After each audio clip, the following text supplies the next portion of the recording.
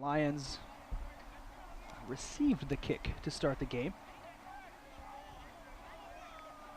Deeren steps back, and this is territory for maybe one of those pooch kicks. Try to get a possession here at the beginning of the half. We'll see if he tries it here. Let me put this into perspective, Adam. This is the last half of SAGU football for 2015. It's been a fast season. It's gone by really fast. Really has. Really fast. Very fun season. And if all things go well in this second half, SAGU leaves this stadium 7-3, the first time in school history for a 7-win season. What a great start for Coach Frank Tristan. The Antonio Wilson return goes to the 26-yard line, and that's where Bacone will start this drive to start the second half. And Seward looks like he's going to step out with 4 wide, a running back to his right. Looks like that is Roderick Mackey. Steps back to pass. Double move. Deontay Morrison jumps it and comes down with an interception. Deontay Morrison has nobody in front of him running to the end zone, and he's going to score. Deontay Morrison on the first play of the second half takes the Trey Seward pass all the way back to the end zone. And another senior gets on the board. A pick 6. Wow. Couldn't happen to a nicer guy, Deontay Morrison. He's worked so hard since he's gotten to the SAGU campus. A great student and a great athlete, doing great things today to end his collegiate career. And I know Deontay's new wife is watching the game. Former SAGU women's basketball player, Drea, now Morrison, watching the game. So cool for her to see her husband, Deontay, on senior day take an interception back for a touchdown. Big shout out to Drea, and congratulations to the two of you. And Deeren puts the extra point through to give SAGU a 41-3 lead now off to Deontay Morrison, pick 6. And he read that like a book. He did. And what an athletic play. He went up and tapped it, yep, got it in the air, and it stayed right there in the same real estate and was able to keep his head about him and catch it, stay on his feet. Tiptoe the sideline, bring it in for a touchdown. It was just a beautiful. Veteran play by a veteran safety. Beautiful. Just good job. I'm sure that's going to make the football highlights this week. Deeren sets up to kick again. Now up 41-3, and we are past that 35 mark that you mentioned earlier. So I would. And now we can start counting chickens. A quick score, just 20 seconds into the half, 21 seconds into the half, puts the Lions up huge, 41-3, up by 38. 38-point lead. Deeren. You witnessed the one of the greatest football deficit games last year, didn't you? I did, much to my disappointment, as the returner takes it down the side. He's got one man to beat. It's Deeren, and he's going to beat him to the inside. But Deeren grabbing the jersey and taking him down, and the SAGU sideline. They just gave up a big return, but with the way the sideline's reacting right now with that Chad Deeren tackle, you wouldn't think that they just gave up a huge return. Well, when your kicker comes in with a tackle like that, and it was really good that he didn't get a horse collar, so he didn't grab the shoulder pads, just the jersey, and saved a touchdown. That's something to be excited about. Bacone comes out 4 wide, 2 to the right, 2 to the left, running back in the backfield. Seward looks over to the sideline to get some clarification. He gets a snap and steps back to pass, quick pass, and it's picked off again. He's got room to run. He's going to outrun the lineman. He's going to take it all the way back for a touchdown. Carl Morgan played the ball off the receiver. Pick 6s. Wow, Carl Morgan plays the ball off the receiver and takes it all the way back. Unbelievable. 58 yards for a touchdown. Unbelievable. Carl Morgan turning on the Jets. He had guys around him, but then took it to a new gear and just no one even had a shot at him. Carl Morgan making this game more of a blowout, pending the Deeren kick. We're looking at 48-3. And like you said, back-to-back pick sixes. A season and a game of firsts. I doubt there are back-to-back pick sixes recorded in the SAGU history books, football books. I would be impressed if there was.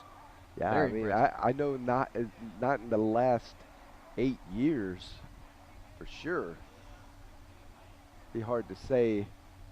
We don't have those stats right in front of us, but in all likelihood, that is a first.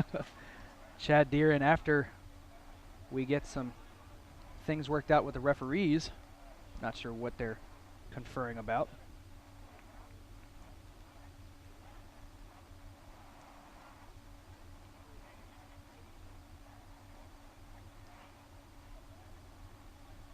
Looks like we finally are good to go here. And as you see, senior Ethan Eastwood, slow to get down to the ball, but he is the long snapper. The snap is good, hold is good, kick is up, and the extra point is good, and that makes it 48-3. And that's one of the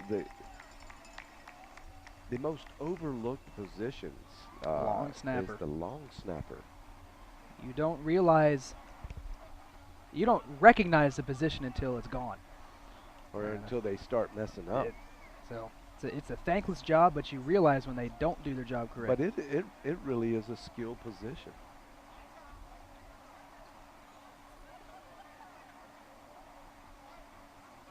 There you see Deontay Morrison with his interception, and now the replay of Carl Morgan tiptoeing down the sidelines.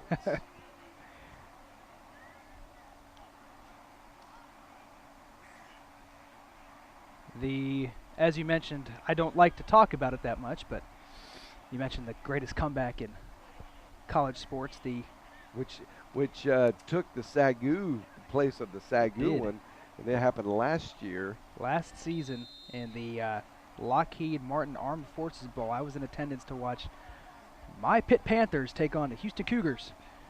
And in a cold day, the Pitt was up 31-6. And Houston came back to win 35-34. That is the greatest comeback in NCAA history right there. SAGU might still own the record, the all-time record, but that is the greatest in NCAA history. Got you. As you see some CSFL score updates, there's the SAGU game you're currently watching. Langston 29-0 over Texas College at half, and Wayland Baptist looks like they're going to cruise to a big win against Lyon as they're in the fourth quarter. And there you see the Assemblies of God Sister School football update. Evangel getting back into the thick of things in the fourth quarter. Number 2 Baker, number 2 football team in the nation in the NAIA, is still up 31-21 over the Evangel Crusaders. And as you see, another senior, Shaquem Taylor, 5'10", from Mesquite, Texas. Still looking for those 5 picks that he needs to at least tie the career lead for interceptions, as Johnny Thomas takes the carry for a first down for Bacone. It looks like Bacone had been watching some tape, and they haven't thrown to Shaquem's side all day. Not one time have they thrown to Shaquem. And there's good reason for that. But they found out that the other side of the field is just as talented. Just as dangerous over there on the other side.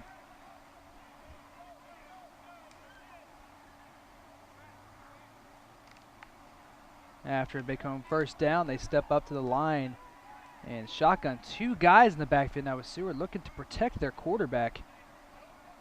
Takes a snap and he's going to keep it himself, trying to follow Youngblood, and he's got nowhere to go as numerous SAGU Lions are there for the tackle. Gain of 1, 3rd and 9 now coming for Bacone.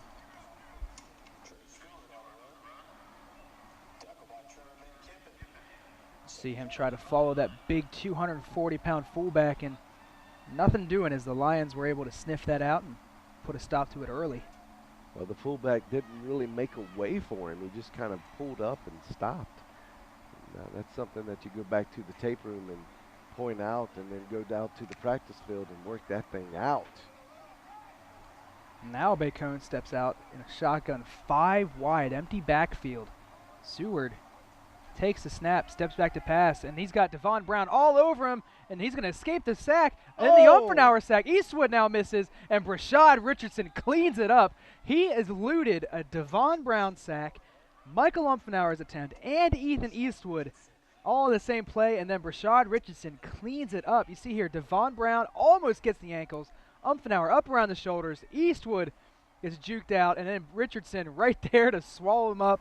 And Richardson gets himself a sack and makes it 3rd and 14. And I tell you, there is a lot of upside to this Trey Seward quarterback skills. Absolutely. Elusive. They may Trey look Seward. down and out right now, but they stay together and come back with this team, which they do not have many seniors. Seward back to Fairly pass. young He's team. going deep on Shaquem. Shaquem goes up, and he gets beat, and he's going to run out of bounds. He had nobody in front of him. Seward found Everett Davis, and Shaquem mistimed his jump a little bit. When we see this replay, let's see if Shaquem gets pushed. He tests Shaquem Taylor for the first time this game and just throws it up. Shaquem, no push. No real push. The receiver Shaquem just kind of played it mistimed really well. And Shaquem, one of the best jumpers on this team, has one of the best verticals you'll see out of anybody on the SAGU team. With all that jumping power, was unable to get a hand on it. I think it's just bad timing. And Everett Davis could have taken that for a touchdown, but just backpedaled out of bounds.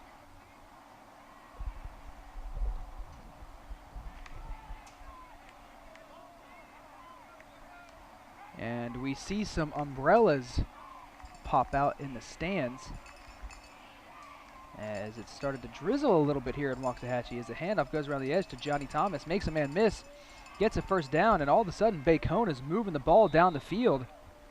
And they've got another first down, and they are inside the 20-yard line. Johnny Thomas, a good read there by Seward as Matt Leiter had to take the quarterback, and Thomas just takes it around the edge, gets brought down by Marquise McCormick and Michael Umfenauer.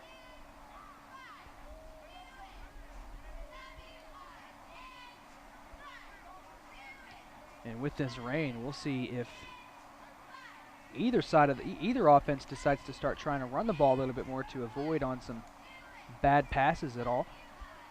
Seward under center now. Light drizzle. Light drizzle. Seward under center. Back to pass. Van Kempen in his face. He throws it up. And a good catch just out of bounds. Looking for Antonio Wilson. Maybe a foot. Just a foot too long. Seward looking up the field. Has a man. Wilson brings it in. And his foot just out of, couldn't drag that last foot, but it wouldn't have counted as his left foot landed out of bounds. But a good effort. Pass. Good Great effort by pass. Wilson. And a good throw by Seward. And these are the things that we are noticing that they will be able to bring to the table again next year with a more experienced team. Seward steps out in the shotgun, 2 to his right, 1 to his left with a man in the backfield is Johnny Thomas. He hands it off to Thomas, and he gets stuffed at the line. A good tackle that time by Devon Brown to add to those. He has all the 10.5 sacks on the season. He's also got 21 going in today, 21 tackles for a loss. So tack another one onto that total for Brown as he just one-on-one won that matchup. Well, the Lions' run defense has been the top 10 run defense all year long. Peaking around the middle of the season, they were top 3. They were number 3, yep. Seward now in the shotgun, 3 to his left, 1 in the backfield is Thomas. And it's going to be a screen pass. It's going to be a trick play. He's throwing it back to Seward, and Brashad Richardson almost finds himself with an interception. The defensive lineman, Brashad Richardson, read that one just as well as Deontay did earlier in the game. I'm sure this will look dysfunctional. And we see the lineman kind of try to trick the defensive lineman out. Richardson just out of his reach. And Seward. That vertical. I think he got higher on his disgust than he did when he jumped for the ball. Rashad Richardson almost coming away with his first career interception.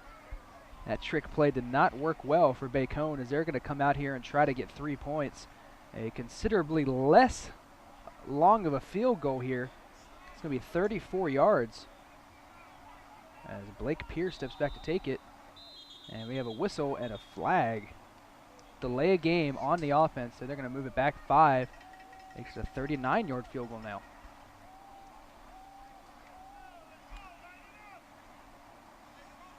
I'm sure the teammates on the sidelines when Richardson gets back are going to give him a hard time for not being able to quite get his hand on that ball.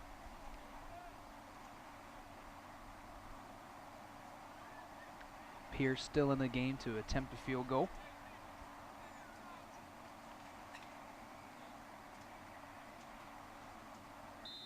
After the walk-off, again, it's a 39-yarder. We'll call it 40 from the 23. Pierce steps back. Snap is good, holds good. Almost blocked at the line, and it's up and good. Puts it in from 40. Very talented kicker they have. With 9 minutes and 32 seconds left in the third quarter, Bacone gets another field goal, making it 48-6. One thing that you might not be able to see on your cameras, but one thing we can see is when we look over to the Bacone Warriors sideline, they've only dressed 32 players. That they are at a significant disadvantage. And it's only a 3-hour drive. It's not a long drive to get here. I know 2 weeks ago, SAGU, we were talking to some of the players to go to Arizona Christian. They took 2 deep at each position, which seemed like not a lot. But Bacone coming into today with 32 players. Yeah, that's a scaled back team, and that's 44. Yeah. So when you're only dressing 32 players, I would imagine there's some guys going a little bit on both sides of the ball, just to give the guys a little break. Wow, look at this score. Evangel has come back to put it within 3 against the number 2 team in the nation, Baker, with 4 minutes left. Evangel was getting killed. Evangel doing business now. Wow. Coach Frank Tristan's alma mater. He played football at Evangel. We won't let him know the score of that until after this game. Stepping up to take the kick is the Lions return man. It looks like it's got a hole in the middle. He does have a hole. It looks like it's Michael Seaton. And he found some running room and gets the ball to the 35-yard line of the Lions, and that's where they'll start this drive. Michael Seaton, one of the backup running backs, shifty, pretty decent. Very shifty. Moves by Seaton, and he covers up the ball, protects it, doesn't fumble it, gets to the 35, and SAGU's got good field position. The 5'8" sophomore from Clinton, Alabama. And it looks like the Chilton County High School. The starting offense is still in the game for the Lions. We'll see if they try to keep putting points on the board. Collins in the shotgun. And a shovel pass to Caleb Shelley. They have been running that rugby-style pitch to the running back a couple times this game. They faked it that time. Shelley came across right in front of the quarterback, and a shovel pass to Shelley gets himself his second catch of the game. Good play call. I like that play call. That was a great play call. Paul Hansen does have quite a few of those in his bag of tricks. And around the edge is Ricky Bickham, and he gets himself a first down. And we see Ricky Bickham able to turn on the jets and get around the edge. That's time to give the Lions a first down. A good job by the young, fast running back for the Lions. He's one of, if not the fastest person on his team is Ricky Bickham. And you get him in open space, watch out. He's going to make somebody miss. Collins in the shotgun with Bickham, 3 to his right. Torres Hill to his left. He's going to step back to pass, lob it up the hill. And got to get a flag there. Got hooked a little bit, but the referee is not going to throw a flag, and Hill throws his hands up. I'm going to agree with you on that one, John. That looked like it should have warranted at least a flag from that back judge, or the back referee. The back judge letting them play, trying to keep it, keep the clock going, keep the game moving. It's going to be 2nd down and 10 now for the Lions on the 46. Collins. When you're up 42, you just don't get those calls, do you? Hand off to Ricky Bickham. Ricky Bickham makes a man miss. There's a flag thrown in from the backfield head official in the area of holding. I think that's what we're gonna get here. I love what I'm seeing from C.J. Collins.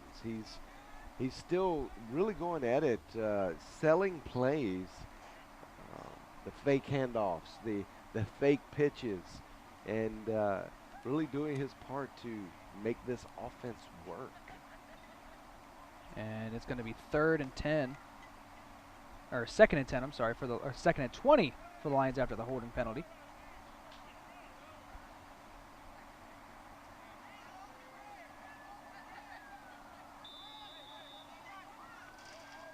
Collins back in the shotgun with Ricky.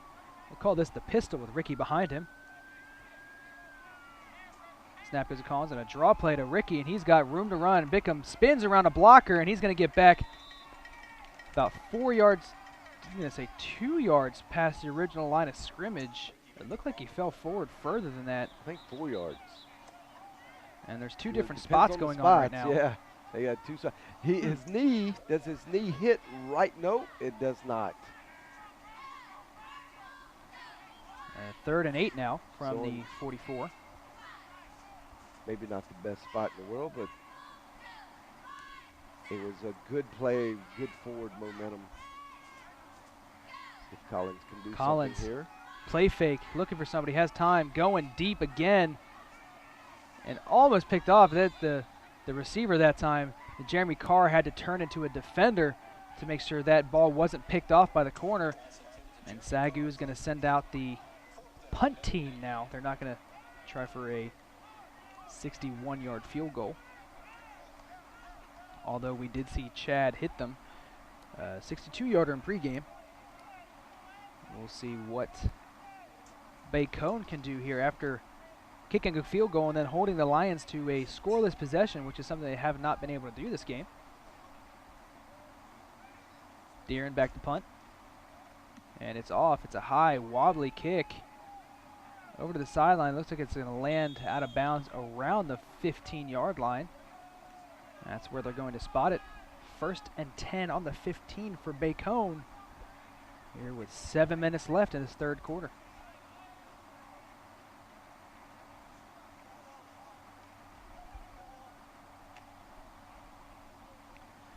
And it looks like they're keeping some of the starters in. We see Ethan Eastwood walk off the field. It looks like Jeremiah Mott is going to slide into the middle linebacker position as Mo Mansory comes in. We see number 50 defensive end Dai Pham enter the game, his first action of the game. Ivan Ortega-Jones down at the bottom of your screen at corner. And first play is a running play up the middle with Roderick Mackey. And stuffed for. And there you see it. Evangel University goes ahead 35-31 on top of the number Baker. 2 team in the nation. 2.5 minutes left in that game in the 4th quarter. We'll keep you updated. That'll be a huge upset. Evangel that's a tops Baker. Big upset. And not only they've had a tremendous second half, holding Baker to no points in the second half.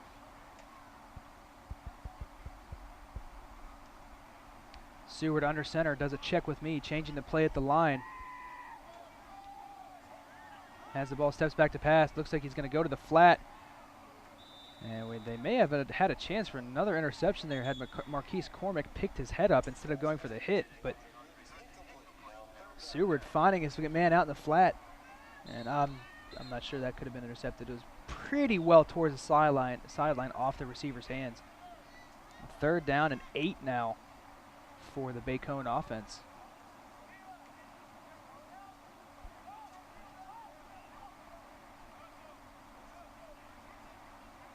Taking their time in the huddle. They got about 10 seconds left on the play clock before a delay of game penalty. Seward comes out in the shotgun, 2 to his left. A man in the backfield looks to be Youngblood. And he gets the snap off with 1 on the play clock. Back to pass, steps up, steps back again. Richardson giving chase. Seward looking for a man, is just going to have to duck out of bounds, and credit that sack maybe to Dai Pham as he lost about 4 yards. Dai Pham was in the area, and that's going to force Bacone to bring out the punt team. As you see Richardson giving chase and Dai Pham the one pushing him out of bounds. And SAGU looks to maybe get some good field position. We saw last time they had a punt return, Donovan Jean took it all the way back down to the 2, just barely missing the end zone. He's back there with Jeremy Pelot.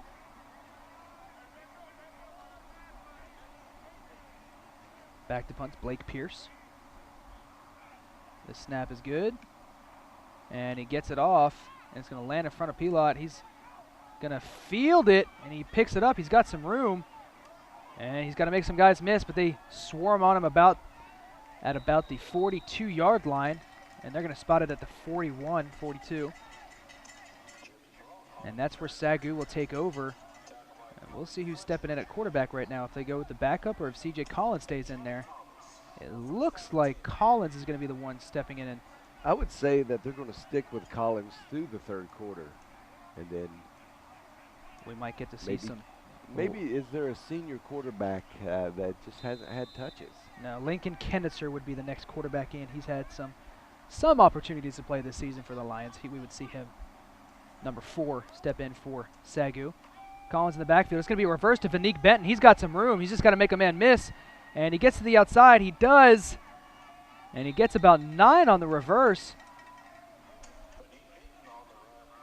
And I think if Vanique would have seen here, if he would have just trusted his blockers and kept his speed all the way out, then he could have beat 4 and 21 to the edge, maybe taking that one home. He had Caleb Shelley, one of the best blocking tight ends in the business that you'll be able to find here in the NAIA. He had him with him on the outside, but he just kept trying to bounce it out.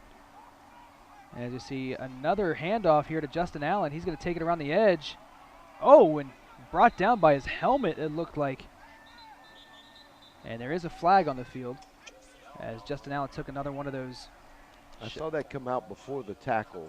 We might have a holding penalty, I would say. Most likely from where that flag landed on Devo. Devo McNeil, the anchor of the offensive line, center position.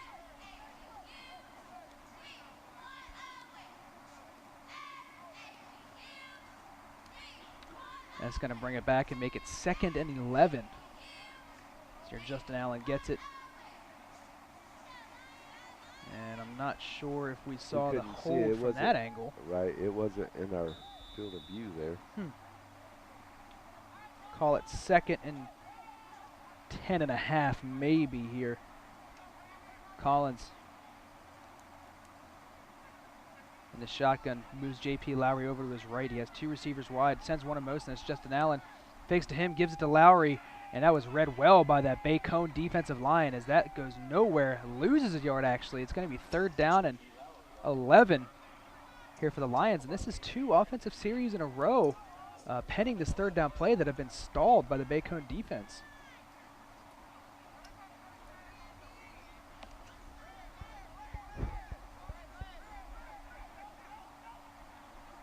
Bacone with 4 down linemen. Collins in the shotgun with Lowry behind him, 3 to his left. A step back to pass. He's going to dump it out to Lowry in the flat, and he drops it. And a late hit. We're going to get a flag here. I was going to say the whistles were blowing, and 2 Bacone defenders came in and almost lit up J.P. Lowry very, very late. The ball was clearly on the ground after a drop, and they came in very hot.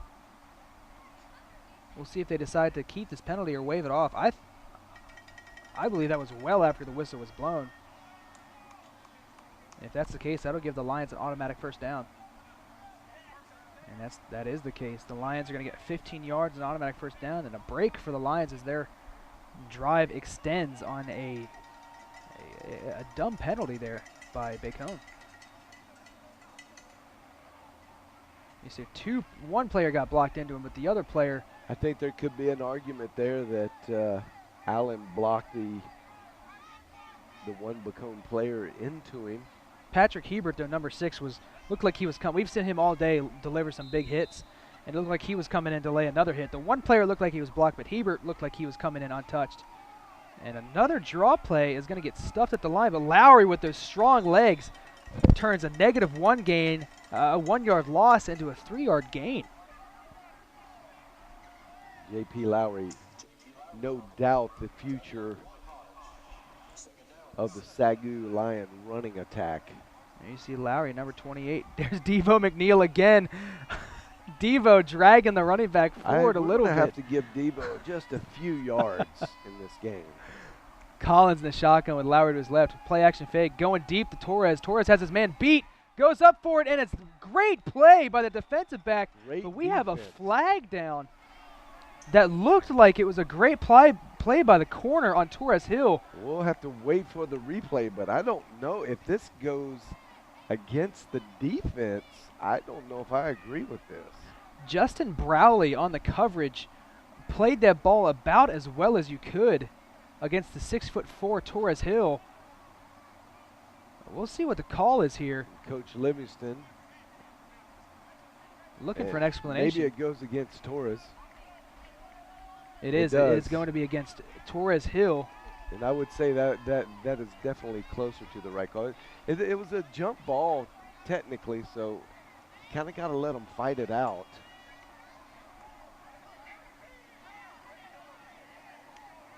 Oh, that is great defense. Great defense by Justin Browley to make it a 2nd and 22 now for the Lions. Collins with J.P. Lowry to his left. 3 receivers to his right, or to his left. One of those rugby passes to Lowry. He bounces to the outside. He's got room. He turns on the Jets, and he's going to get it within, looks like 1 or 2 yards of the first down. And another questionable spot by that far referee. Marks him 3 yards, 4 yards, 3 or 4 yards short. Watch Lowry turn this corner. Oh, my goodness. And just begin to leave. He's a different kind of runner, man. I mean, when he plants, it's just explosive. We'll be excited to see him again next year. Hopefully come back 100% healthy. 3rd and 3. Looks like they're bringing the blitz, and they do.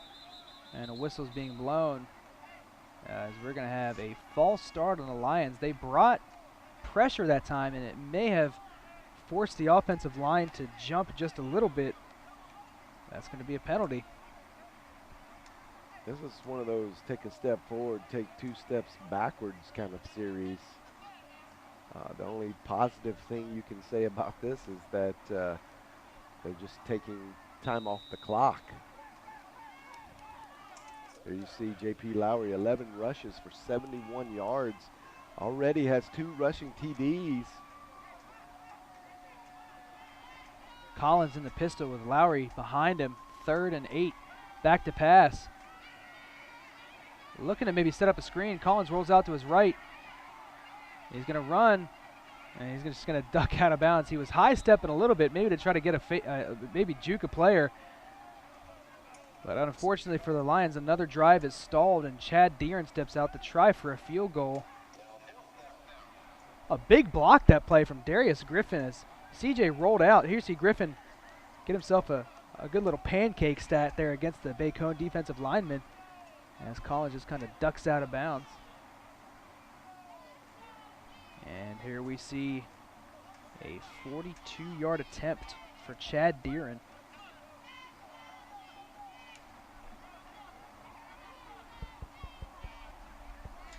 Eastwood to snap. Morrison to hold. Snap is good. Hold's good. Kick is up. And it is no good. I'm not sure why both referees didn't signal. Looked like there was some indecision there. There is a flag on the play, though. There's a flag on the field. And that's hard to see. It's always, unless you have that holding. It's declined, yep. And that'll be wisely declined by Bacone. And SAGU has had 2 drives in a row with no points. From our vantage point, it looked good.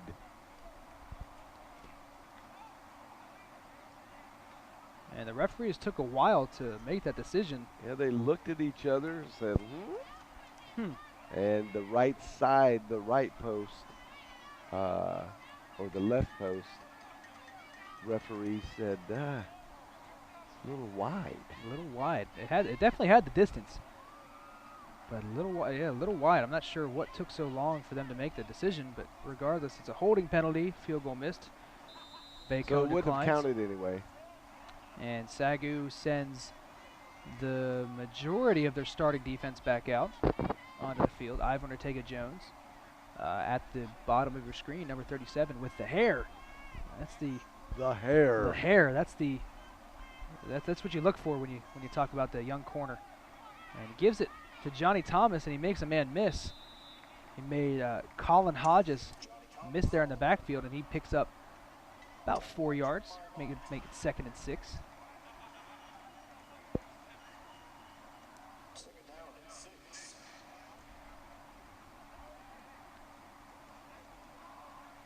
Getting close here to the end of the 3rd quarter. SAGU up 48-6. And Seward steps out of the huddle under center. 2 to his right, a man in the backfield, Johnny Thomas with Willie Youngblood. And a play action fake. He's going to throw. And a little bit of contact there between Deontay Morrison and Dondre Hood, but the pass was broken up, making it 3rd down and 6.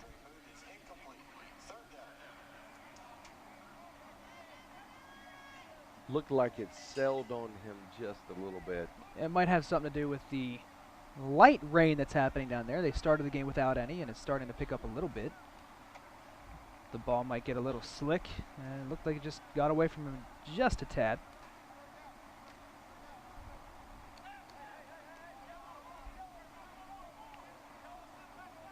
Seward steps out at 3rd and 6 in the shotgun, 3 wide to his right. A man in the backfield, Johnny Thomas. And he steps up, evades the tacklers, and the linebackers all collapse on him. Mott tries to get his ankles, and he doesn't get to it. That was Trevor Van Kempen trying to get to his ankles, and he didn't get to it. And he takes it down the SAGU sideline for a 1st down. Looks like Devon Brown actually got back in the play. Look at this. He's double teamed there. Now watch, after this miss, Devon Brown brings him down. Wow, that's incredible speed for a defensive lineman. It really is. And for any player. And to run that far, he was 10 yards deep past the line of scrimmage. And that's going to bring us to the end of the 3rd quarter. We're going to head to the 4th with SAGU leading 48-6 as they switch sides. Don't go anywhere. We'll bring you the rest of our Bacone versus SAGU Senior Day coverage right after this quick break right here on the SAGU Sports Network. Welcome back, as the first play from Bacone of the 4th quarter was a 6-yard gain from, looks like they ran the ball with Willie Youngblood there, the big fullback. Indeed it was, number 42, the 240-pounder, spinning off tackles, dragging defenders with them. Finally brought down after a 6-yard gain, 7-yard gain. They're going to call it 2nd and a long 3.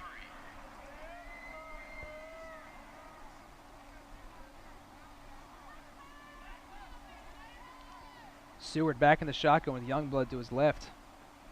Two receivers wide to his left.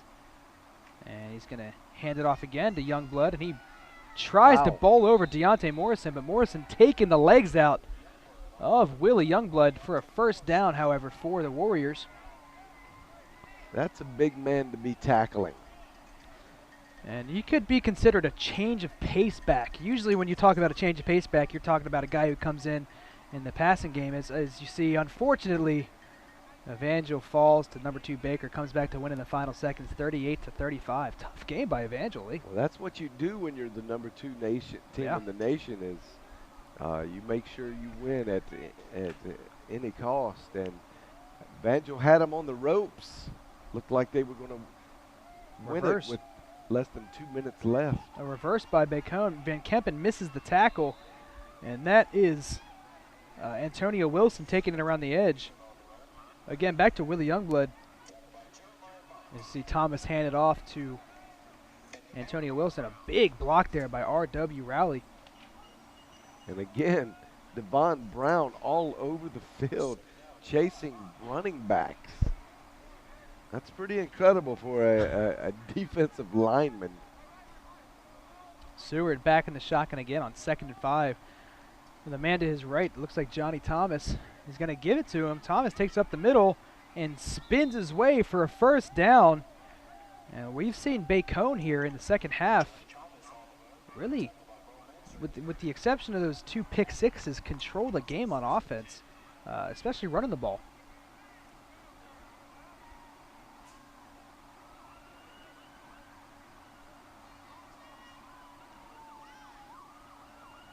Coming out of the huddle, they got about, they have plenty of time, almost about 15 seconds left on the play clock to get this snap off. Seward with Thomas in the backfield in the shotgun, 3 wide to his left. SAGU bringing 4, back to pass, going deep with it, has a man in the corner, but he doesn't quite find him, overthrows Antonio Wilson. Looked like he had him on a corner route there, as Trevor Van Kempen and Deontay Morrison were in coverage. Just out of the reach of Wilson. Brings up a And if you were wondering, we are not watching an episode of Starsky and Hutch. Those are fire trucks passing by the stadium in hot pursuit of wherever they are going.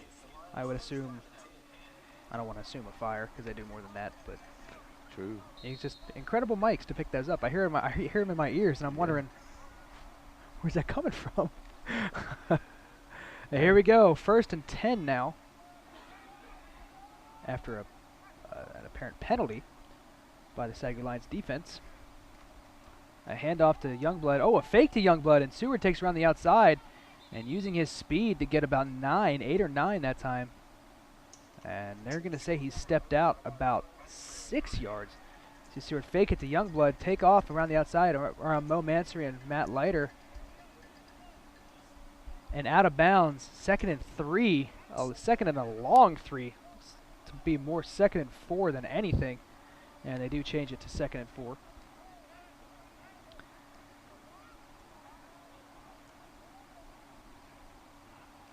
And they break the huddle. Seward looks like he's going to be under center with Youngblood directly behind him. 2 to his left. The snap back to pass to Seward. The screen pass across the middle. Fumble! Rashad Richardson causes a fumble and then falls on it. Rashad Richardson with a huge turnover for the Lions deep in their own territory. Brings down the ball carrier after he was held up. Great little screen, patient by Seward. And a good tackle by Mo Mansory, and Brashad forces it out. R.W. Royal on the reception. And Rashad Richardson, another local boy from Waxahachie, Texas. Doing good work today. The near 300-pounder. To be one of the big forces of the SAGU defense, coming back another year to play. And looking forward to his skill set. Brashad's actually one of those seniors that was honored at the beginning of the game. He is a senior. He's only played 2 years, but he is a senior. Got you. He was honored at the beginning of the game. And we see the starting offense come back in with the exception of number 81, Stephen Lawson, out at receiver now, the big 6'2" receiver. And a stretch play from the shotgun was going nowhere as the Bacone defense sniffed that one out. That was to Ricky Bickham. It seemed like that play just took forever to get going. You see Collins hold it out, and Bickham gets it, but then met by 2 or 3 defensive players for the Warriors.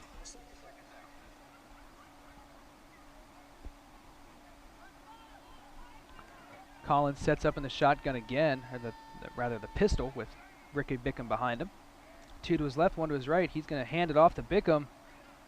And Bickham trying to find room, and SAGU's got to be careful here.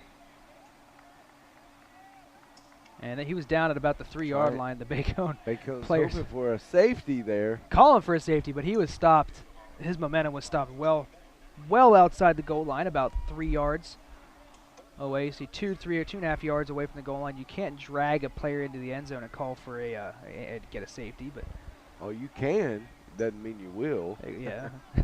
You can always try. It doesn't hurt to try. It's SAGU. CJ Collins in the pistol. With Bickham behind him. See what they do here. Steps back to pass. And he finds Caleb Shelley across the middle. And a huge first down as Shelley gets his legs cut out from underneath him. Shelley's third catch of the day. And a big one for almost 25 yards. Here it comes again. Collins steps back to pass, plants his foot, good pump, finds Shelley across the middle, the big tight end, 6'4", and he delivers a mean stiff arm that time to Eric Brown. And SAGU in business here, another first down, another rugby-style pitch to the outside to Bickham, and he turns on the jets, gets to the outside,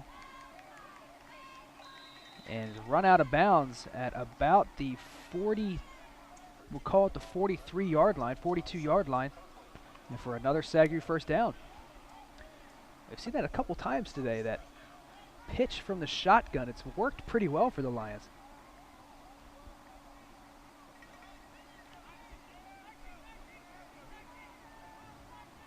Collins now in an empty backfield, 5 wide, with Bickham in motion now back into the backfield. And a handoff. It's a good play fake. CJ Collins takes it around the edge. And we've seen him be able to run this year, and he gets taken down from behind, but another late flag in the area of holding. Again, it looks like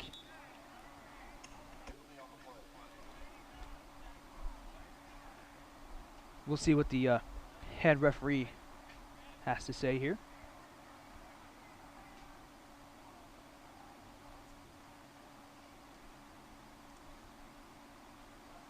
Holding on the offense that time. And then they're going to repeat first down here. We'll see where they determine it happened. It looked like it may have happened downfield just a little bit. And it did happen downfield, which is going to result in a 1st and 13 penalty. Tough break for CJ as he was looking to get some rushing yards onto his stat board for the day. In the pistol again with Ricky Bickham behind him. Gets the snap, hands it off, and Ricky Bickham is stuffed by number 44, Corey Fletcher, one of the senior leaders for this Bacone team. Sniffed that one out and stopped it in a hurry. You see 44 just blow by the center and stopped Ricky for, it looks like a 4 or 5 yard loss. But Bacone now has a player down. That's Jeremy Barnes, one of those two-way players that you talked about. He plays O-line and D-line. He is a sophomore from Tulsa, Oklahoma. He's down over the field and looks like he can't get up. We will see if he's able to walk off the field on his own power. He's going to get a little medical attention there. Let's talk a little volleyball. Coach Moore and his Lady Lions are on their way back from the SAGU Athletic Conference Tournament, and there you see the 1 through 9 final standings for this year's women's volleyball. SAGU finishing right there in the middle of the pack. It's hard for them to stay healthy all year. They had actually a good season, even though 7-9 in the conference. They finished above 500 with a 17-14 final record. They played well all season, as you know very well, Adam. You called most of those games. Yes, I did. And just unfortunately some key players getting hurt at some critical times throughout the year. I'm sure that record would have been a little better. But Coach Moore spoke to us today and told us some of the exciting outcomes of this year's conference tournament, where they have the ending banquet and they name all the players of the year. And our very own Callie Shaw got Freshman of the Year for the conference. And what a great honor for her to receive that award. But I think early on we could see that her talent level and her skill level was at an all-time high. And one of the few freshmen that we see come in with the ability to be an immediate impact player. And deservingly, she got the Freshman of the Year. And also senior Emily Smith. And I believe it was Caitlin Pascal, Katie Ryan, Summer Skillern were all honorable mentions. And Emily Smith was second team All-American, I believe you said. Second team All-American. Wow.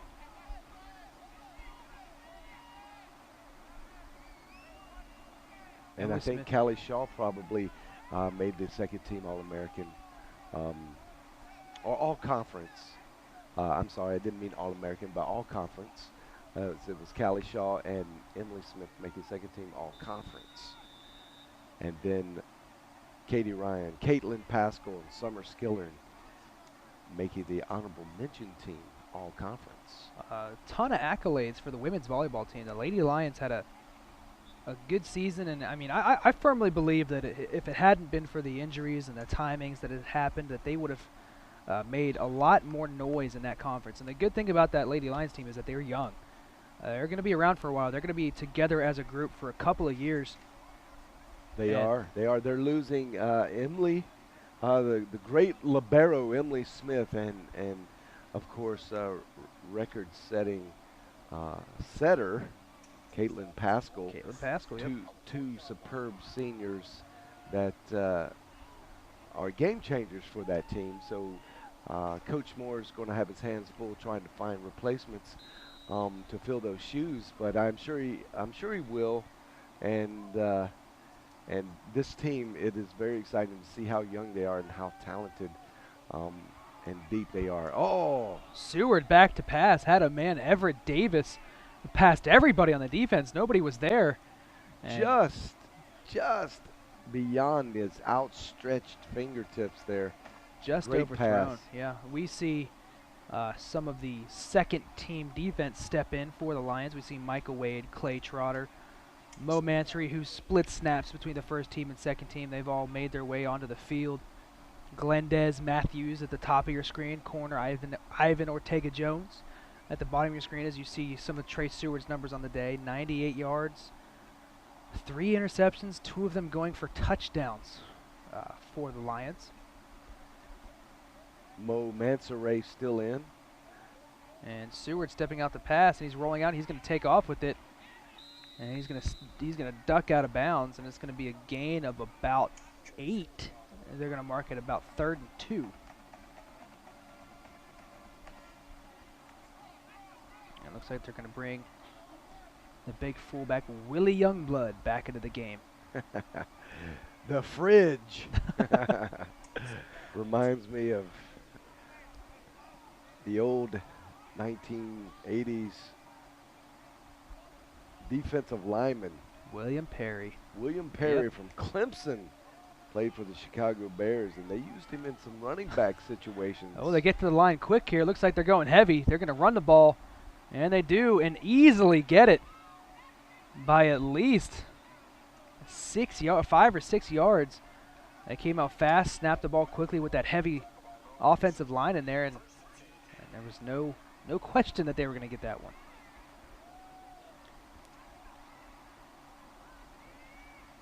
See Roderick Mackey follow Youngblood in the heavy offensive line for Bacone. Seward steps out of the huddle under center for the Warriors, 2 to his right. Mackey in the backfield, and he's going to fake it to him. Get hit pretty hard by Micah Wade, and the referee looking at Wade, almost a roughing the passer penalty. It was just a little too late. No flag on the play for Micah Wade. That's going to result in about an 8-yard gain. Make it 2nd and 2, maybe a 2nd and a. I think considering the circumstance and scenario of this far along in the game, the score being so lopsided, that if this would have been a little bit closer contest, you would have seen that flag come out, because he clearly ran into him after he had delivered He hit him the pretty ball. late, yeah. Seward back to pass again, steps up, finds him at a cross. A huge hit by Marco Matthews. A huge hit, and then the receiver shakes his hand because he knows that he just got absolutely lit up. That's actually running back Johnny Thomas This across is the a middle. great hit. Marco Matthews, On the numbers. shoulder to the chest. A huge hit. There are some times where in football that when you get hit that hard, you almost don't feel it. It just goes through you, and that was, I think, one of those hits, because number 20 popped right back up. Shook his hands. Runs over to him and shook his hands. And there he is. The very next play, gets the handoff and rips off a 15-yard, maybe a 13-yard carry. That was actually Roderick Mackey running the ball. We could see the replay on that. A good carry. They brought out that heavy offensive line again.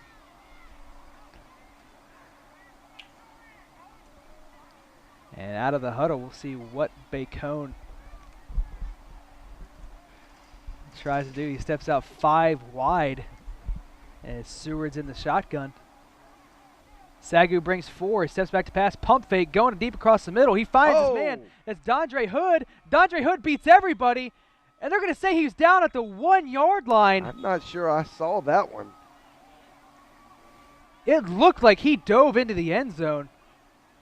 And that far official marked him down at the 1. You see the great throw by Seward across the middle. Wide open Hood. Fantastic pass. Matthews can't make the stop, and Elijah Pruitt doesn't quite get there. Oh, looked like the ball crossed the line. And I think Bacone hits. may have a legitimate gripe. Throw the red flag, Coach Livingston. Somebody give him a red hanky. They're calling for it. It looked like that was a clear touchdown as head coach Lawrence Livingston is talking to head official. It looked like, to me, it looked like he crossed easily. Tell him, send word down. The replay booth has discovered. Here you see Here Hood. we go. Let's go. Let's see this in really slow. And the knees down. Oh, wow. Did the referee get it right? And stop. Oh, I think it's over the line. I don't know. His knee is already bounced. Back it up just a little bit, a frame or two. Let's see. Back it up a frame.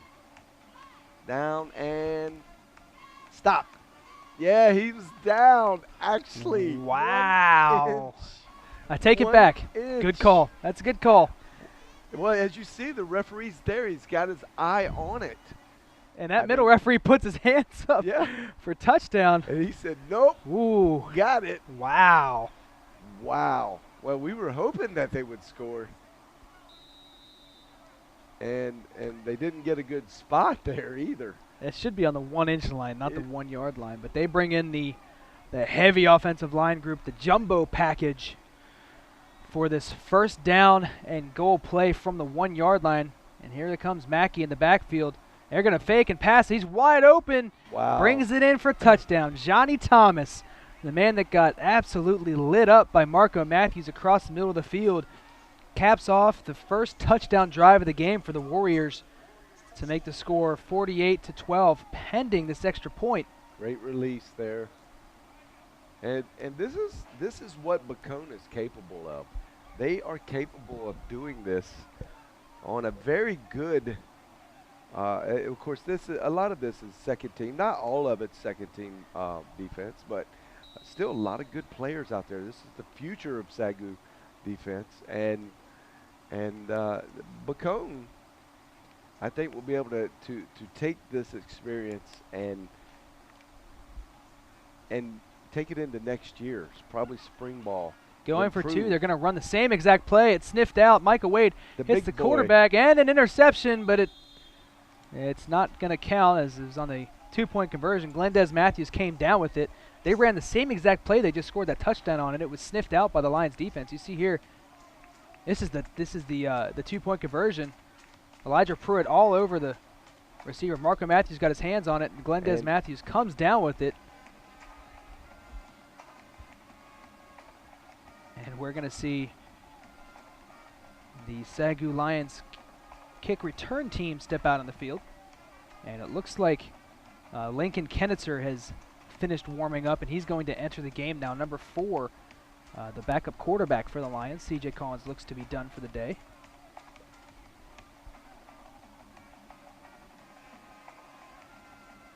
And you see another replay, Glendez Matthews hauling that one in.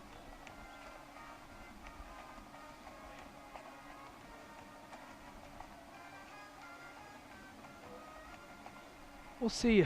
There you see the ever-loving, the lovable Judah. Judah the Lion. Keeping the fans Number into it. 73.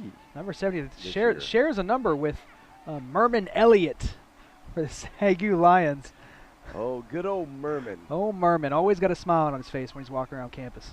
Well, a very, very positive young man. Good to always see him walking around. We'll see if Bacone elects to kick it deep here.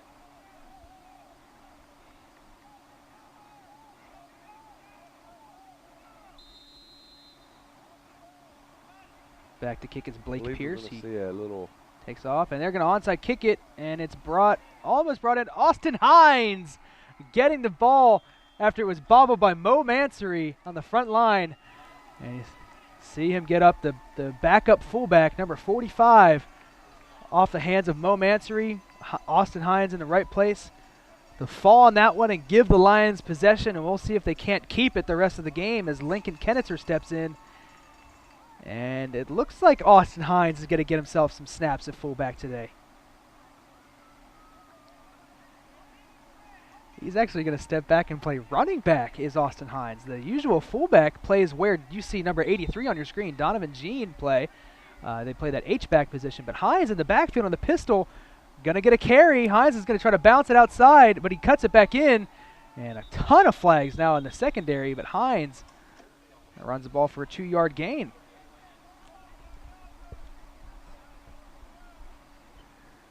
We'll wait and see what this penalty is.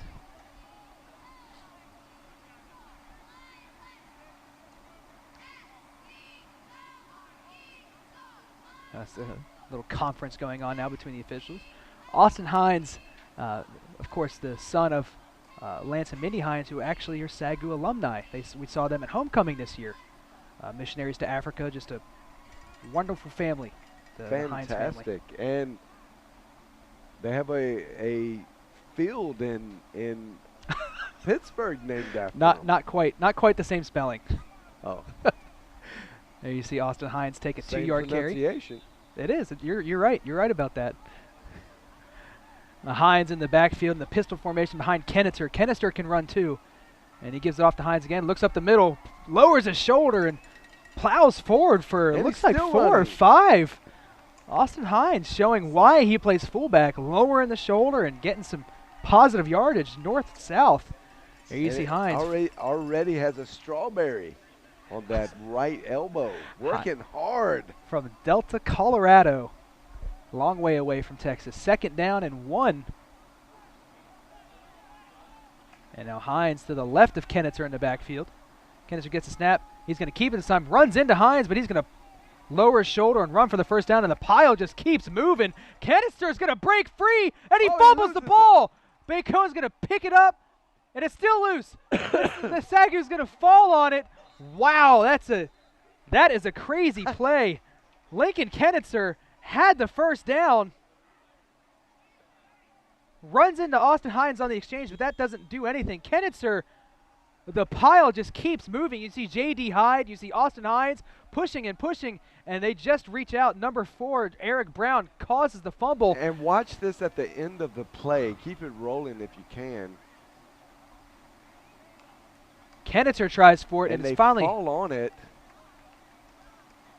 And as you see number 10 there, but watch Darius Griffin pull his hair. Oh, Darius Griffin tried to get the man off his Luckily, the referee did not see that, or we may have seen an ejection there. And all of that play, all the pushing and shoving and fumbles and everything, it turns into 3rd and 1. It's a little bit the danger of having extra long hair under that helmet. A hand can slip off of the jersey and latch on.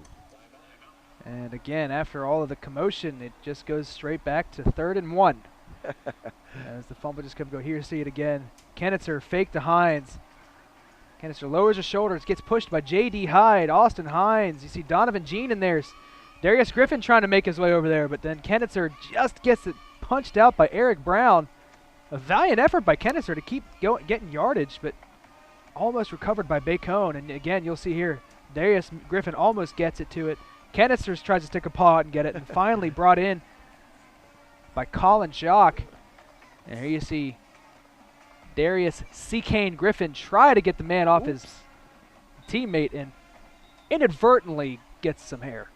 It looked like his hand did slip off his jersey.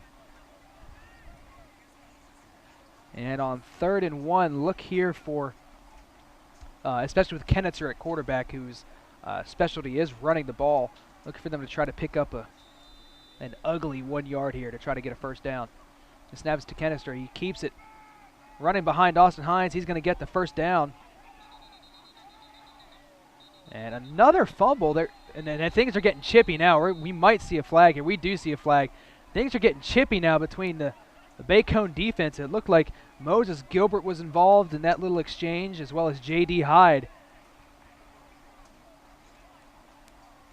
And we're going to have a flag. We'll just see which way it goes. They definitely threw a flag. There's going to be one for unnecessary roughness. And they're going to talk about who it's on. See Kennitzer go behind Austin Hines with a good block there. That may have been a fumble. It looked like it. Looked like he stripped it from him. It was definitely coming loose on his way down. It's hard to tell, and without the access to our replay, the referees are probably at a disadvantage.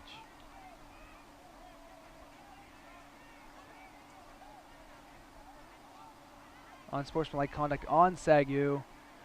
It's going to be offsetting. Bacone, All yep, right, offsetting let's see if penalties. we can see when it pops loose. Kennitzer gets stripped by number 10, Eric Brown, or David Cooper, I'm sorry. I would say that's a fall. Hines takes around the outside, lowers his head, and Hines takes a big hit on the sideline from Moses Gilbert, but he gets right back up. Left his feet. And goes back out on the field. Austin Hines, a tough fullback. Gets taken off his feet, but hops right back up. You see Hines take the handoff from Kennitzer, bounce it to the outside, and there is. I think there Hines is Moses was Gilbert. Distracted by the footless shoe running around. Hines takes the pitch, and he's going to get stopped in the backfield, and he fumbles the ball, and it's going to get picked up, almost picked up by the defensive player. Kennitzer giving chase, and he's going to chase him down and bring him down. That was Shondale Kirkland, their best linebacker, forcing the fumble from Austin Hines. And will Bacone College live up to my halftime prediction of 2 touchdowns in the second half? Seeing a lot of fumbles here when the second team offense goes in. And there's Shondale Kirkland picking it up after the second attempt, and Kennitzer doing his best to bring down the big linebacker. Not exactly how you want it to end if you're a Lion, but Bacone Warriors are at least playing hard.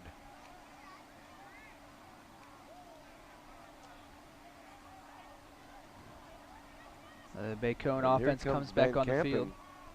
Looks like they're putting a couple of the starters back in there. Jeremiah Mott, Mo Mansouri, Trevor Van Kempen are back in, but the secondary looks like it's still the second team unit. Glades Matthews at the top of your screen, and it's going to be a run play up the middle by Roderick Mackey, and untouched into the end zone, making it 48-18 pending this extra point. And Bacone Warriors making me look like I actually know what I'm talking about.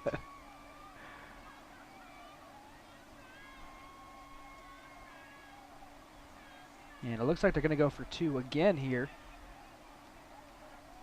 Not sure what goes into the decision process. You know you have an automatic point with your great field goal kicker. And they're bringing in that heavy set again. 3 men in the backfield. And it's going to be a pass. They're running that same play they scored a touchdown on. He's going to take off. And a huge hit laid down there. But it looks like Marco Matthews. Marco Matthews has been involved in quite a few defensive plays, higher profile defensive plays this game. Future's bright for him. Take off, and Matthews reads it. He sells out and gets himself another pretty good hit. He had a good one on a pass breakup on running back Johnny Thomas earlier in the game. And here you see the SAGU kick return team huddle up and get ready. 48-18. It's still a 40-point game or a 30-point game, and well out of reach for Bacone. But SAGU can't just lay down and let them keep scoring.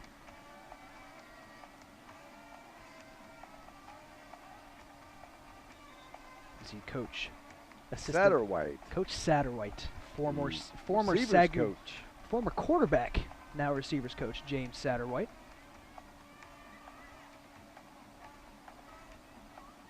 It's been a great addition to the coaching staff, the newly established coaching staff under first-year head coach Frank Tristan. And this coaching staff is very young, doing a great job this year with this team. And it's another onside kick, and there's nobody in the area. Good. Carl Morgan gets it. He's going to try to get some yardage. He takes off, and he fumbles. Another fumble. And Bacone's kicker falls on it. Blake Pierce falls on the ball. And another turnover in the fourth quarter for the Lions extends this game. So here it was fielded cleanly by Morgan out of the air. And what he should have just fallen. There's no reason to try to get these yards.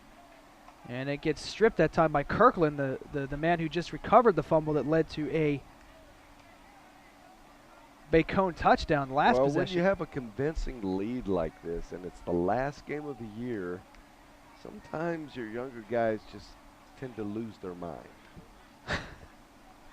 Here we see they put the starting defense back in. Deontay Morrison, Marquise McCormick, Van Kempen, Mott Eastwood, and Glendez Matthews, and that's Carl Morgan at the top of your screen, and Ivan Ortega-Jones. Back to pass to Seward, and he's going deep with it, and Ortega-Jones in the area, and no shot at that one being completed to either team as it goes out of bounds. Everett Davis was the intended receiver.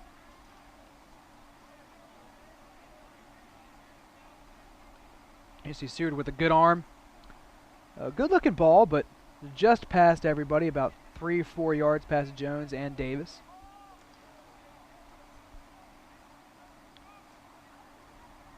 Out of the huddle, the Bacone Warriors were set up with an empty backfield, 5 wide. Glendez Matthews at the top of your screen, playing press coverage. Back to pass to Seward. He steps up, completes it across the middle, and Trevor Van Kempen on the tackle alongside Deontay Morrison, and a good catch that time by Brett Wagner, the first catch of the game for Wagner. Look at him roll out to his right, step up in the pocket. Good pocket presence that time by Trey Seward. A lot of upside to this team. I know we've said it before in this game, but the Bacone Warriors are growing as a program, and if they can hold this group together, I think they will be much better for it next year, and maybe not so easy to knock off next time they face up against the Lions. Out of the Bacone timeout, they'll line up in a 5 wide set again, empty backfield, Seward in the shotgun.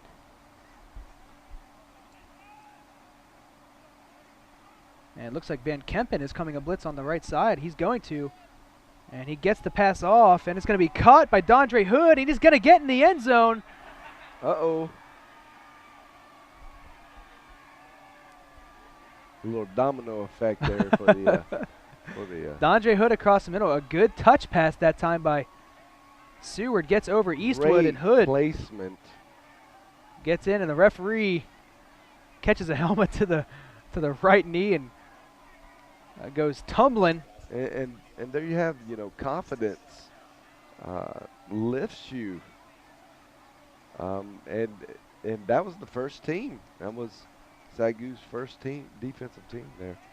And the passing attack still at play for the Bacone Warriors. 48-24 now the score, pending on this 2-point conversion, which they've gone for. Twice in less than a minute and a half. We'll see if they bring that big jumbo package in again. I don't know why they wouldn't. And they do. 3 men in the backfield. And there's a snap, and he's going to hand it off. And he's going to get in. It's going to make it 48-26.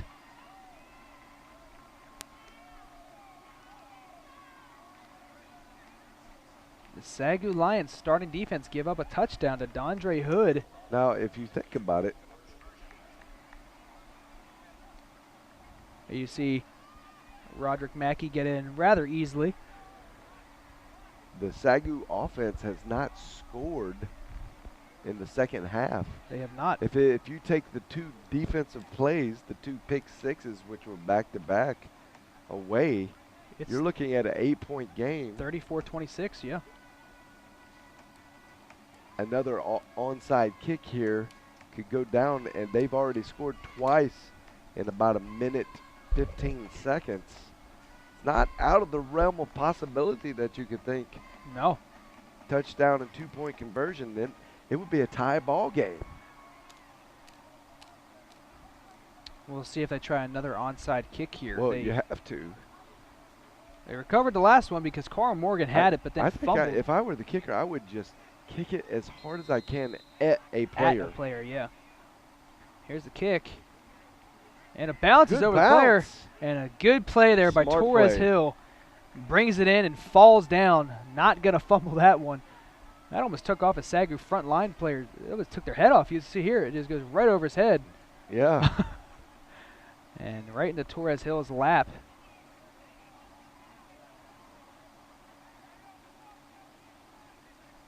And the SAGU offense is prepared to step back out on the field and run this clock out to give themselves a win that shouldn't be as close as it is, even though it's a 22-point game. It shouldn't be that close. Really shouldn't. And you could always look and lay blame at, a few things. When you get so far ahead in a football game, it's hard to keep that attention to the details that cause you to be really good and great like they were in the first half. And out the SAGU Lions come in the victory formation to take a knee, and Bacone is going to take a timeout here. They've got they've got one left after that one. Expect SAGU just to take another knee.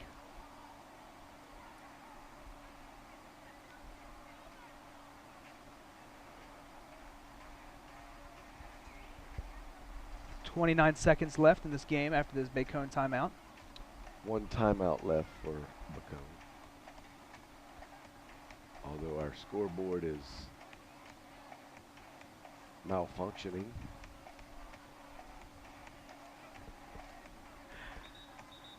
The Bacone breaks their huddle with their coach on the sidelines. And SAGU comes right back out in the victory formation.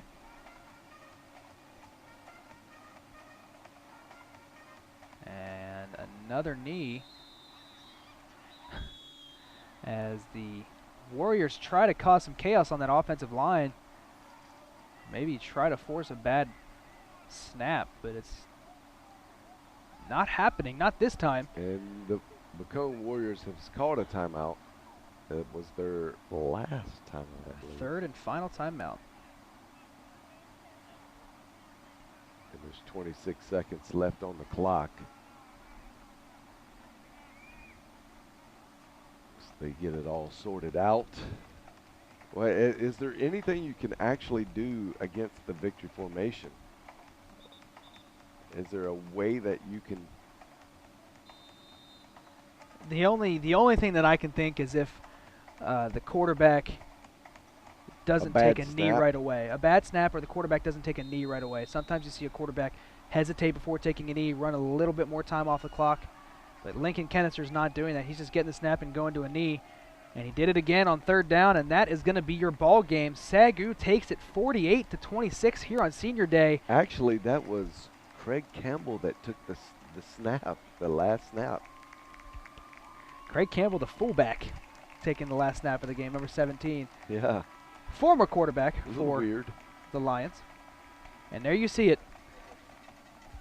48-26 win over Bacone gives SAGU a 7-3 record on the season. And John, that is the greatest single season in SAGU history, 7-3.